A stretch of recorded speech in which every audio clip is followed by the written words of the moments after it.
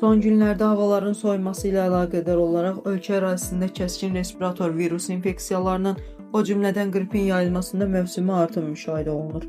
Hava şəraitinin dəyişməsi, insanların qapalı məkanlarda daha çox vaxt keçirməsi və immun sisteminin zəifləməsi bu infeksiyaların geniş yayılmasında şərait yaradır. Hazırda əhali arasında ən çox rast gəlinən kəskin respirator virus infeksiyaları adətən yüksək hərarət, öskürək, boğaz ağrısı, ümumi halsızlıq və bəzən ağırlaşmalarla müşahidə olunur.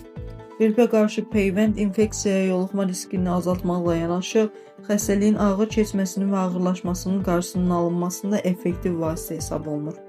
Əhalinin sağlamlığının qorunması və respirator xəstəliklərə yoluxma hallarının azaldılması məqsədi ilə Səhiyyə Nazirliyi vətəndaşların məsuliyyətli davranmağa, xüsusilə risk qruplarına daxil olan şəxsləri mövsümi qripə qarşı peyvənd olunmağa çağırır. Qeyd edək ki, qripə qarşı vaksinasiya tam ödənişsizdir.